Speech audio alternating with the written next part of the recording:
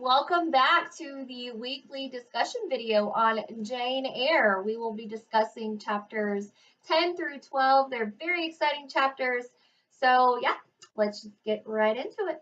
So, at the end of chapter 9, we discover that Helen passes away. And then in chapter 10, we discover that several years have passed. So, Charlotte Bronte kind of skips ahead a little bit and shows us towards the end of Jane's experience at Lowood and what that entailed. 8 years have passed. In those 8 years, she spent 6 of those being a student at Lowood, and the past 2 years, she was actually a teacher herself. So another event happens where Miss Temple gets married and she leaves Jane. And Miss Temple has kind of served Jane as this place of solace, this person that she can find comfort in and love in. Miss Temple leaves, and Jane is left with herself and how she initially felt. Those beginning feelings are starting to resurge within her from when she first came to Lowood School. So she's feeling a sense of unease and she's not happy where she's at. She's wanting to, she's feeling this sense of wanderlust. She needs to do something new. She needs to get out of this space where she has for so long felt comfortable. Um, and really it was just biding her time. And if not for Miss Temple, I think that Jane would have probably acted out a little bit more in the school. But I really do believe that Miss Temple grounded her, and I think Jane really wanted to please Miss Temple. So, in essence, she became a good student. I think that she mentions she rose to the head of her class. And yeah, now that Miss Temple is gone, she doesn't have that feeling of solace anymore. So she's wanting to do more with her life, and she starts to contemplate how am I going to do that?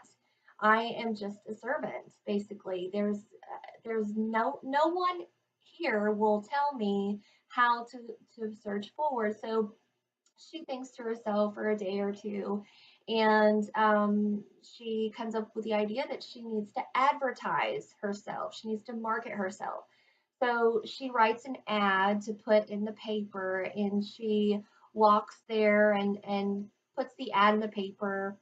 And she comes back to the post office a week later, and there's a response. There's only one response, and I think that Bronte did that because that one response is so it has so much magnitude to the story, because if Jane had more than one option, it would have just been too much. It would have been kind of redundant to the story. So it kind of feels like this one letter is just her key to her destiny in a way. And when she gets home, she reads it and she takes the job. So Jane is offered a position of a governess. And I believe that a governess is kind of like a tutor, someone who helps raise and teach the children of a home.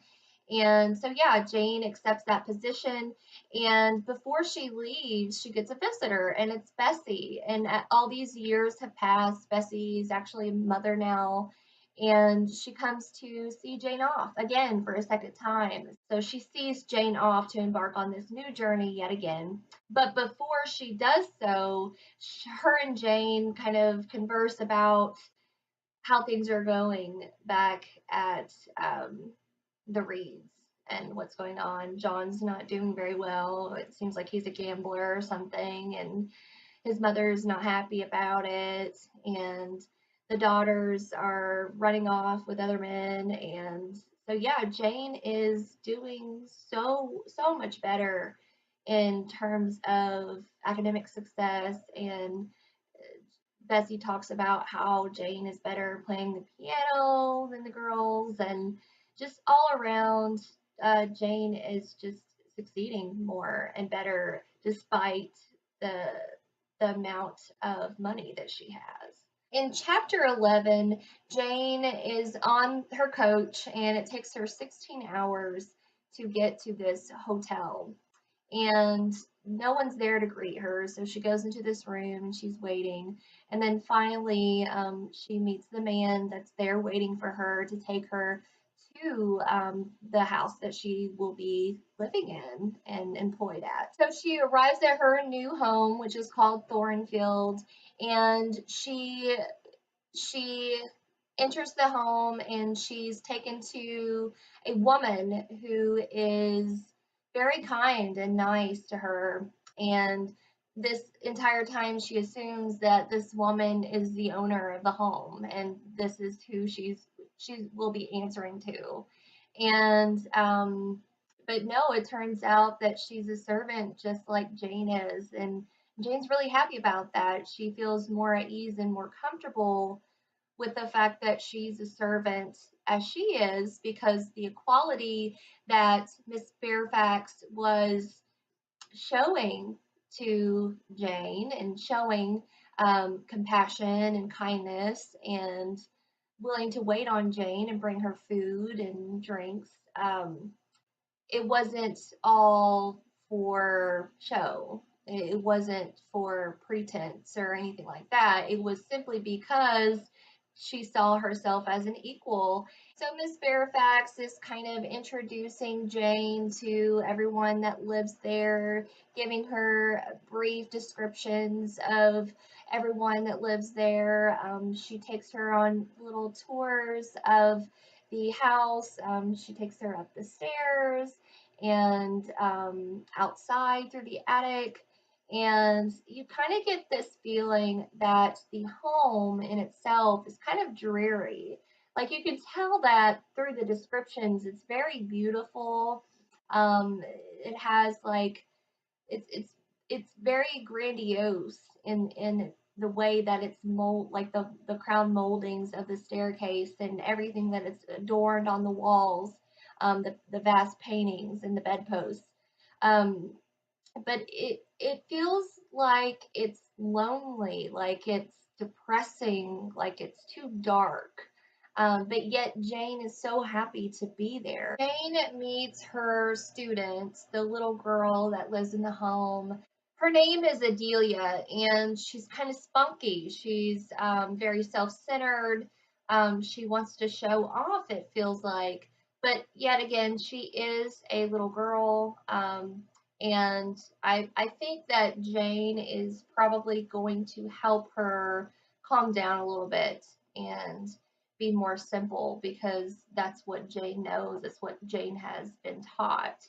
But Jane is a special type of person because she also has that wild sense of adventure within her. So I think that she will appreciate teaching a little girl that's kind of like her when she was at that age and what she wishes that she could have been.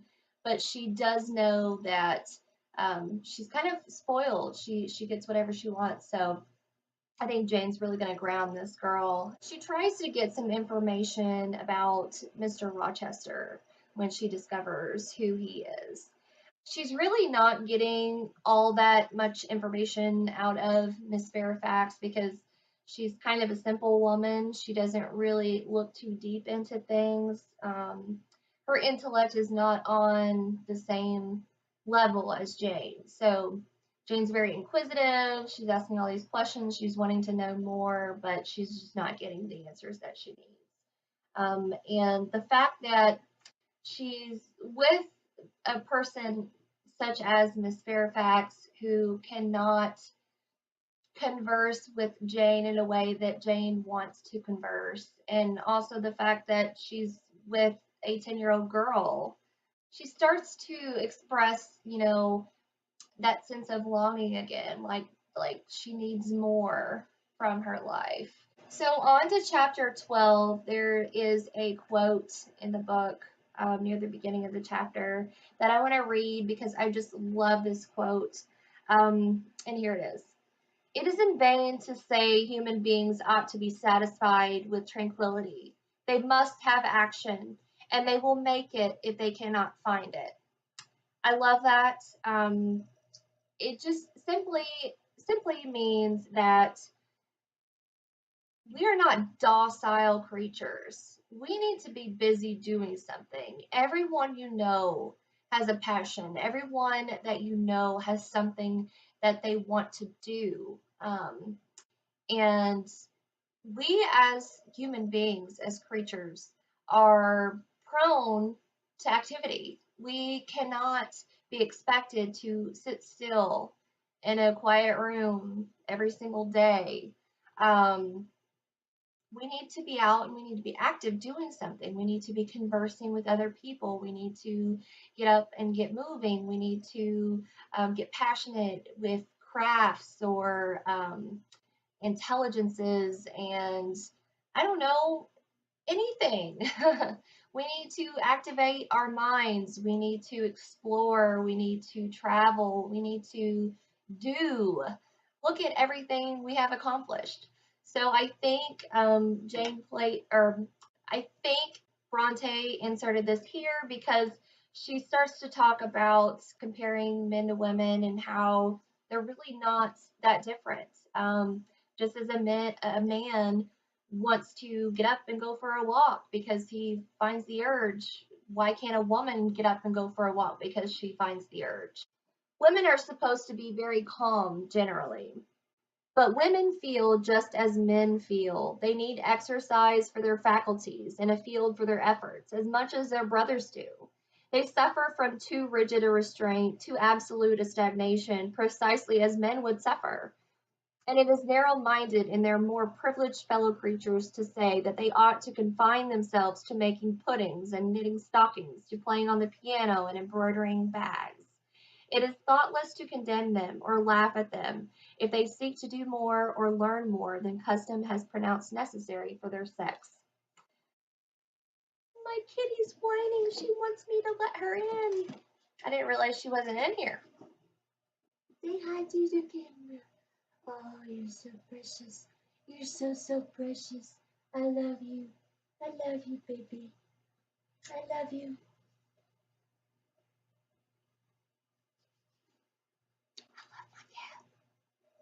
So we finally meet Mr. Rochester in chapter 12. I'm so excited about this. Um, the way that they meet is just so cute. Jane's walking outside in the cold to town to drop off a letter or something for Miss Fairfax. And a man approaches on a horse, and there's a dog with him. And he he slides on the ice and falls, and pretty sure he injures himself pretty badly. But anyways, he starts to talk to Jane, but not in a way that he's trying to like be smooth or anything. Um, he's just very to the point in the moment, what's happening. And Jane describes him as not being very handsome, being very average looking, and an older gentleman. And I think there's something to be said for that because we all know that Mr. Rochester will be the love interest for Jane.